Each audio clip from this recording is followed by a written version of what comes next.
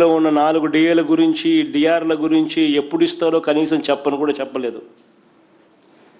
GPF గురించి మాట లేదు, ఏపీ జిఎల్ఐ గురించి మాట లేదు. General provident fund, general life insurance, medical reimbursement, retirement benefits, surrender leaves, వీటి కింద దాదాపుగా 35,000 కోట్ల రూపాయలు ఉద్యోగస్తులకు బాకీ పడ్డాడు. వీటి గురించి కనీసం మాట కూడా లేదు.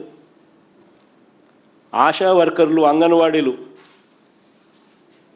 వచ్చి విజయవాడలో ధర్నాలు చేస్తూ ఉంటే ఎన్నికల మేనిఫెస్టోలో ఈయన చెప్పింది వాళ్ళు అడుగుతూ ఉన్నారు. 2 ఏళ్ళు అయిపోయింది స్వామి, ఎప్పుడు ఇస్తామని. వాళ్ళని అర్ధరాత్రి పూట తెల్లవారుజామున పోలీసులను పంపించి వాళ్ళందరినీ కొట్టి ఎత్తిచ్చేసేసినాడు. కనీసం వాళ్ళ ప్రస్తావన 16 రోజుల అసెంబ్లీ సమావేశాల్లో కనీసం వాళ్ళ ప్రస్తావన లేదు. చివరికి ఆశ్చర్యం ఏమిటో తెలుసా? ఇవాళ చంద్రబాబు నాయుడు ఎక్కడికి పోయినా కానీ ఈ మధ్యకాలంలో గమనిస్తాను, మీరు కూడా ఆయన చేసేది 2 ఒక పెన్షన్లు అప్పుడు ఒక గ్రామానికి ఏదో గ్రామానికి పోతాడు ఖచ్చితంగా 1వ తారీఖున. 2వది ఎక్కడన్నా నిలబడు రెవెన్యూ రికార్డులు ప్రక్షాళన చేస్తా అని పాస్బుక్ల డిస్ట్రిబ్యూషన్లో ఎక్కడన్నా కనపడతా అంటాడు. ఇది తప్ప ఇంకా ఏది చేయడు.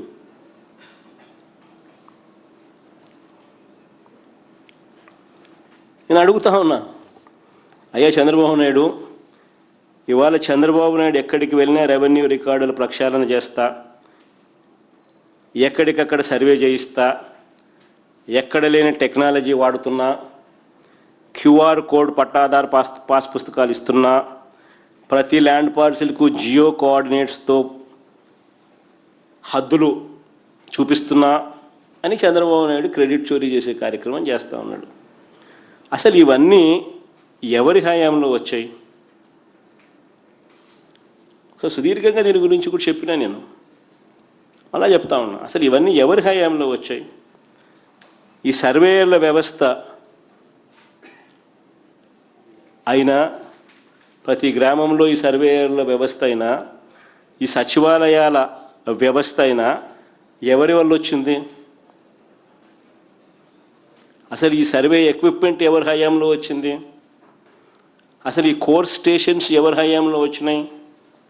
అసలు ఈ రోవర్స్ ఎవరి హయాంలో వచ్చినాయి? అసలు ఈ విమానాలు, ఈ హెలికాప్టర్లు సర్వేలు చేస్తూ ఎవరి హయాంలో తిరిగాయి? అసలు ఈ ఓఆర్ఐ రికార్డులు ఎవరి హయాంలో వచ్చినాయి? చివరికి సర్వే చేయడానికి అవసరమయ్యే కోట్ల రాళ్ళు కూడా ఎవరి హయాంలో వచ్చాయి? చివరికి పాస్బుక్లో క్యూఆర్ కోడ్ కూడా ఎవరి హయాంలో వచ్చింది? చివరికి భూములకు జియో ట్యాగింగ్ హద్దులు ఎవరి హయాంలో వచ్చినాయి? ఇవన్నీ వచ్చిన వాళ్లకు క్రెడిట్ ఇవ్వాల్సింది పోయి, సరే ఆ వైఎస్ఆర్సీపీ ప్రభుత్వం జగన్మోహన్ రెడ్డికి సరే నాకు క్రెడిట్ ఇవ్వడం చంద్రబాబు నాయుడికి ఇష్టంలా, క్రెడిట్ చోరీ ఎలాగూ చేస్తాడు, ఇది నైజం అని అనుకుంటే పోతే పోయింది లేబ్బా. కనీసం ఆ ఉద్యోగస్తులన్నా, ఆ సచివాలయం